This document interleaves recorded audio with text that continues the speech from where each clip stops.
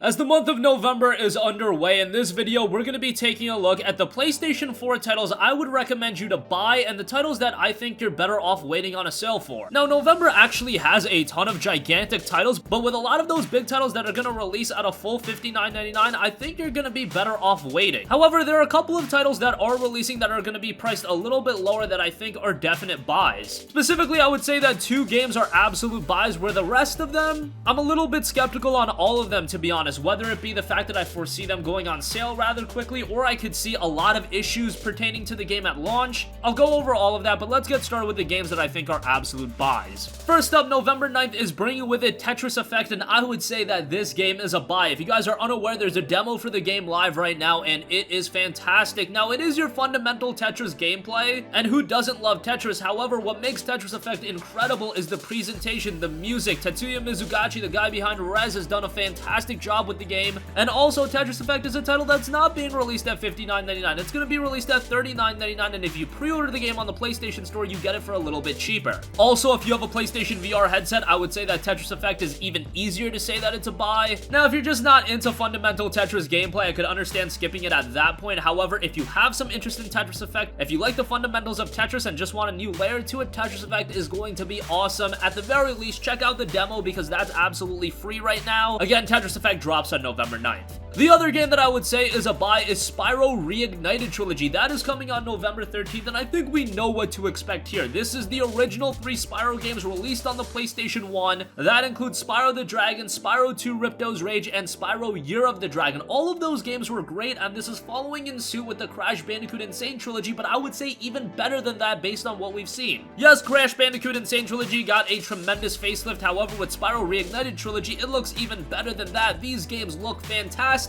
And best of all, you're getting all 3 games for $39.99. Also, if we go by history, Crash Bandicoot N. Sane Trilogy was a game that did not go on sale for a very long time. Even up until this point, people are still paying $29.99 for that title, and bear in mind, it was released at $39.99, much like Spyro Reignited. Now, I should also mention that if you didn't pick up Crash Bandicoot N. Sane Trilogy and you have some interest in that trilogy as well as the Spyro Trilogy, Activision is releasing a bundle, both trilogy, and you get that for $59.99, so you're essentially paying the full $39.99 for Spyro and then $19.99 for Crash, which is quite good. That'll be dropping the same day as the Reignited Trilogy drops, and that's on November 13th. Again, that game I would say is a buy as well. So Tetris Effect and Spyro Reignited Trilogy are buys, but those are the only games for November I would say are a buy. With the games that I'm going to cover here, there's a little bit of a caveat attached to each of them. Let's start off with the biggest game, and that's without a doubt Fallout 76, and I would say wait on a sale for this one. Now, it's not necessarily I would say wait on a sale. I would more so say wait on how this game is going to turn out. It's a Bethesda open world game. They're adding this online layer, and based on what we've played of the beta, there's a lot of potential for this game to be an absolute disaster from a network side of things, but as long as all of those issues are ironed out, which is the main fact that I'm skeptical of, this game would be a buy, and considering it is a Bethesda open world title, these games tend to hold their value for quite a while, so I don't foresee it going on sale rather quickly, especially because it is being released in November, and then we have Black Friday just a couple weeks later. I don't foresee the game getting a discount all too quickly, but I just am worried about the state of this game and how it turns out on launch. The beta has been okay, there have been some issues. I would say wait until the November 14th release, see the reviews come out, see how the servers are performing, everything like that, and then make a decision after the fact. But as far as pre-ordering the game or buying it on day one, I would say that's a no if you're worried about some of the same elements that I am.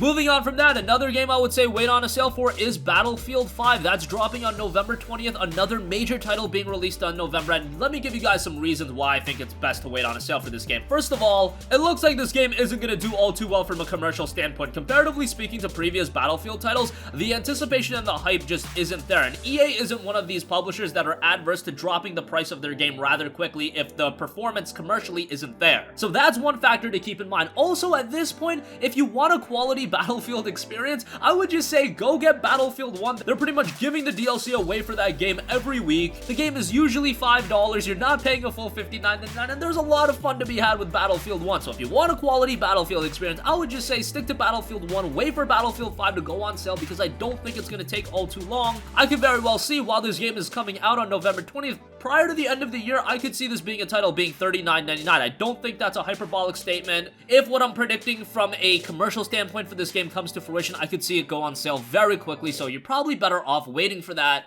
and then going from there. But again, Battlefield 5 drops on November 20th, would say wait for a sale. Darksiders 3 is another game that I am very, very excited for. However, it doesn't seem like there's a high level of anticipation there for this game either, and it's releasing right around that period where I think a lot of people are going to be trying to pick up existing titles during Black Friday, and I don't see how this game does all too well from a commercial standpoint. From a personal standpoint, I'm super excited for Darksiders 3. Personally speaking, I will be picking this game up on day one because I adored Darksiders 1 and Darksiders 2. However, to see this franchise come back, it's not like Darksiders 1 or Darksiders 2 held up in value all too long. I could see Darksiders 3 being a single-player game that's probably going to span around 15 to 20 hours. I could see by early next year, this is a game down to $29.99 that tier, and that's probably the best time to pick up that game, as you guys are still probably busy with some other single-player experiences. Darksiders 3 for a lot of people is just going to hit the back burner, especially being released at the end of November. People are just going to be busy with a lot of other games. Those games are just going to take precedence value-wise over a Darksiders 3, but I do expect good things from this game. Initially, when I saw gameplay of Darksiders 3, very skeptical of it, but recently seeing more gameplay of it, I have very high expectations for the title.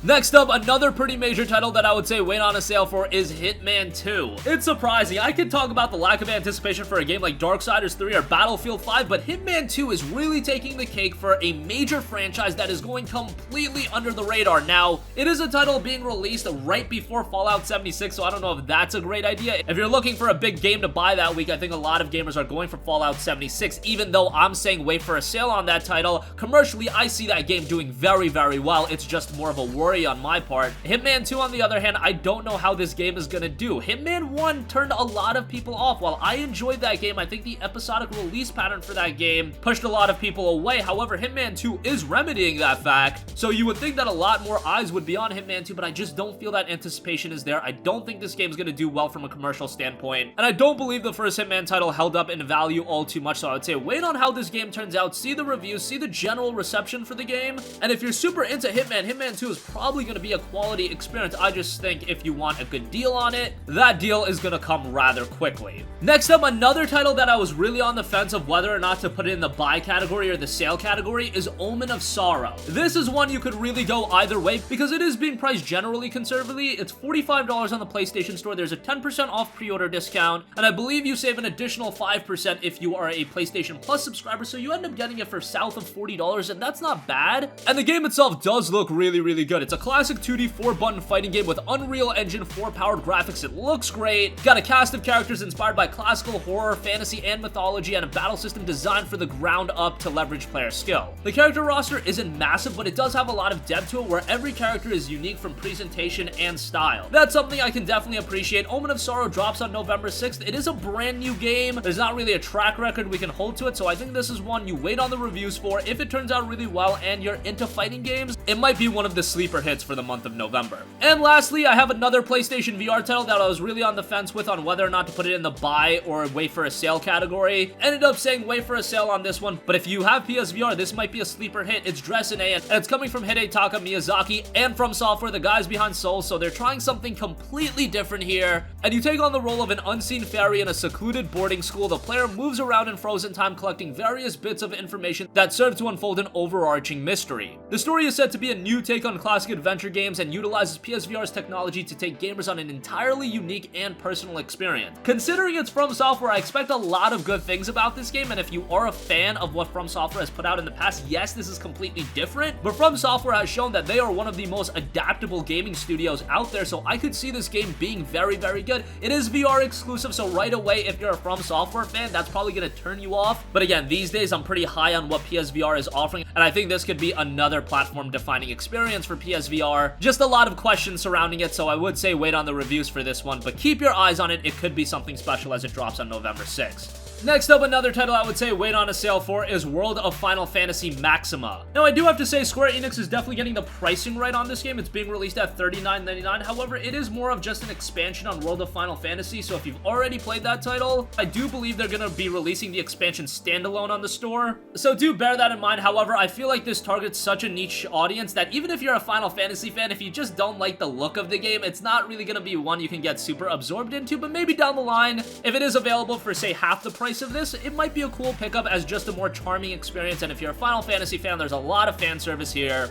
And again, I have to commend Square Enix for not going the $59.99 price route with this, or even $49.99. They did go with $39.99, and I'm very big on pricing games accordingly, so I have to give Square Enix some credit on that. World of Final Fantasy Maxima drops on November 6th. Finally, we have Grip Combat Racing, which has been a part of Steam's early access program for quite a while, but it will finally be seeing its full release on November 6th. It does look to be priced at $29.99, so as far as pricing goes, again, just like World of Final Fantasy Maxima, I would say that they got that right. And Grip is touted to be a high-octane, hardcore combat racer packing ferocious speed and armed to the teeth with heavy weapons. You harness gravity-defying physics along a bristling arsenal of outlandish weapon. Grip delivers the fastest, most competitive racing experience ever, or at least that's what it touts. You'll be able to scale walls, ceilings, and anything else you can get your tires onto. We haven't seen a ton of fantastic combat racing games, so Grip might be able to fill that void. It drops on November 6th. November 6th really seems to be a day for a lot of smaller titles with Grip Combat Racing, Deracine, and Omen of Sorrow. With all of those titles, because they are very, very new and there isn't a track record to go off of, I would say wait for a review, but I could see those titles going on sale rather quickly, so that's why I'm saying wait for a sale on Grip as well. And that's gonna conclude this video. Again, November is bringing with it 10 pretty big PlayStation 4 titles, and you guys might be surprised that I pegged 8 of them as wait for a sale and only 2 as buys. Reason being is I know what we're getting out of Tetris Effect, and it's being priced accordingly. Same thing with Spyro Reignited Trilogy. All of these other games, I'm sure Fallout 76 is gonna offer a lot of fun, but I'm just skeptical of how that game's gonna turn out. If it turns out well, that could easily be fit into the buy category. Battlefield 5, I just foresee that game going on sale very, very quickly, and that's the case with Hitman 2 and Darksiders 3. The anticipation for those games just isn't there right now, and if you can wait a month or two and then get the game for $39.99 or $34.99 or even $29.99, I mean, at that point, I'm gonna say wait for a sale on it because that is what I foresee with those titles, even if they are really, really good. Remember, this series is just to help you guys save money and look into the future. So that being said, that's gonna conclude this video. As always, we want to hear from you guys. Sound off with all of your thoughts in the comment section down below. Thank you for watching, and goodbye.